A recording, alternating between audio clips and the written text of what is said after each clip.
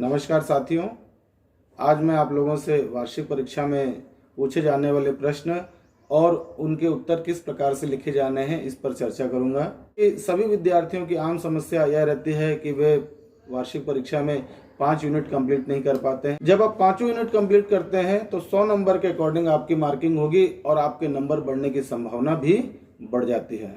इसलिए मैं सभी स्टूडेंट से कहता हूँ कि 5 यूनिट कंप्लीट करें। अक्सर मुझसे स्टूडेंट कक्षा और कक्षा के बाहर यह प्रश्न करते हैं कि प्रश्नों के उत्तर हमें किस प्रकार से लिखने चाहिए और रूपरेखा किस प्रकार से बनानी चाहिए, प्रश्न के उत्तर कितने पेज में हमको कंप्लीट करने चाहिए।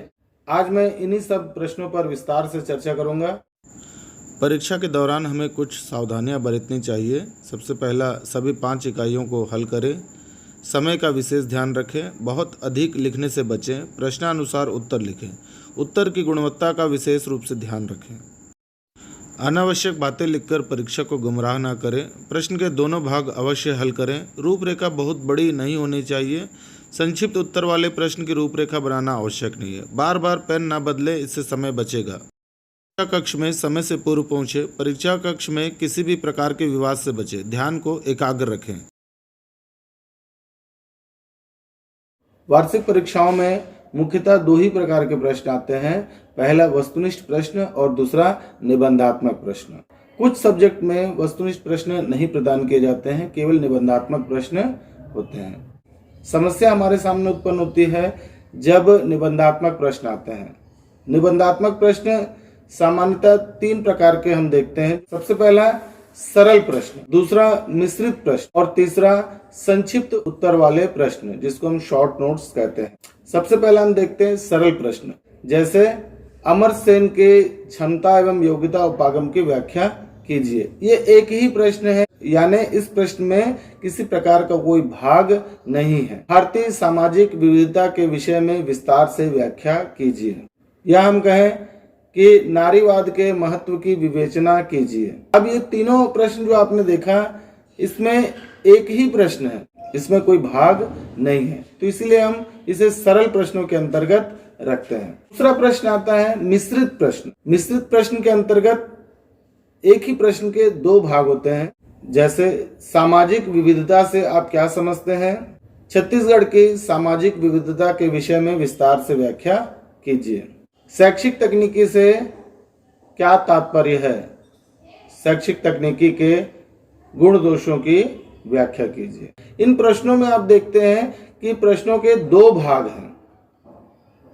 पहला भाग मुख्य भाग कहलाता है और दूसरा आश्रित कहलाता है। तो ऐसे प्रश्न जिनके 2 भाग होते हैं, दोनों भागों को करना आवश्यक है। और जो पहला भाग होता है वो लगभग 60% वेटेज रखता है और दूसरा भाग 40% वेटेज रखता है। इसलिए कोशिश कीजिए कि उस प्रश्न के दोनों भाग को आप पूरा करें। शैक्षिक तकनीकी से आप क्या समझते हैं, इसके गुण दोषों की व्याख्या कीजिए। तो शैक्षिक तकनीकी से आप क्या समझते हैं, यह इस प्रश्न का पहला और मुख्य भाग है। आपको शैक्षिक तकनीकी के विषय में विस्तार से व्याख्या करनी है। प्रस्तावना, अर्थ, परिभाषा और विशेषताएं। फिर जो दूसरा भाग है, इसके गुण दोषों की व्याख्या कीजिए। इसमें केवल गुण और दोष को आपको स्पष्ट करना है। आपके पास केवल 3 घंटे का समय है और इस 3 घंटे के समय में आपको 5 यूनिट कंप्लीट करने हैं। तो मैं सभी बच्चों से पर्सनली यह बात कहता हूं कि जितने भी यूनिट हैं उसको आप समय सीमा में पूर्ण करें। और एक बात मैं अक्सर देखता हूं कि हम ज्यादा से ज्यादा लिखने का प्रयास करते हैं। हम ज्यादा से ज्यादा लिखने का प्रयास ना करें, हम समय सीमा में लिखने का प्रयास करें। दूसरी बात, बच्चे प्रश्न को नहीं देखते हैं, बच्चे प्रश्नों के टॉपिक को देखते हैं और उस टॉपिक से संबंधित जितनी भी बातें होती हैं उस सारी बातें लिखने का प्रयास करते हैं। सारी बातें लिखने की आवश्यकता नहीं है, हमें वही बात लिखनी है जो प्रश्न में पूछा गया है। अगर आप अपने मन से लिखने लगेंगे तो प्रश्न का क्या महत्व है। तो इस बात का ध्यान रखें कि जो पूछा गया है उसको लिखें। तीसरा जो बिंदु आता है शॉर्ट नोट्स। शॉर्ट नोट्स में आपको रूपरेखा बनाने की आवश्यकता नहीं है। अब शॉर्ट नोट्स की रूपरेखा बनाएंगे, निश्चित रूप से आपके पास समय कम पड़ेगा। तो इसीलिए आप लोग शॉर्ट नोट्स में रूपरेखा बनाने का प्रयास न करें। एक और समस्या कि लोग कलर पेन का प्रयोग करते हैं, रंग बिरंगा बनाते हैं। आपको बता दूं कि यूनिवर्सिटीज के गाइडलाइन है कि आप काले और नीले पेन के अलावा किसी भी पेन का प्रयोग नहीं करेंगे। अलग अलग रंगों का प्रयोग केवल ग्राफ या फिर किसी प्रकार का डायग्राम है वहां पर आप करेंगे।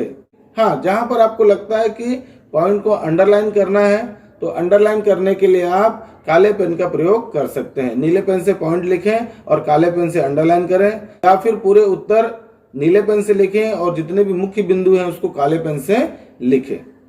अब हम देखते हैं सिनॉप्सिस कैसे बनेगा। जैसे मान लीजिए हमारे पास प्रश्न आता है कि शैक्षिक तकनीकी से आप क्या समझते हैं और शैक्षिक तकनीकी के गुण दोषों की व्याख्या कीजिए।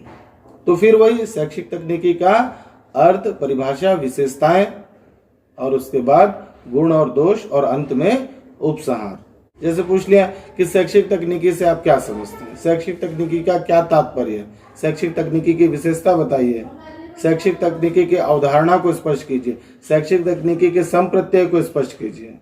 तो ऐसे बहुत सारे शब्द जो है आते हैं, यहाँ पर बच्चे कंफ्यूज होते हैं। स्कूलों में हम देखते हैं जैसे हमसे पूछा जाए कि परिभाषा बताइए तो हम केवल 2 परिभाषा लिख देते हैं, लेकिन महाविद्यालय में हम 2 परिभाषाएं नहीं लिख सकते। महाविद्यालय में जब हमसे पूछा जाता है कि शैक्षिक तकनीकी को परिभाषित कीजिए तो यहाँ पर केवल परिभाषा नहीं लिखेंगे। जब भी इस प्रकार के प्रश्न आते हैं वहां पर प्रस्तावना, अर्थ, परिभाषा और विशेषताएं लिखेंगे।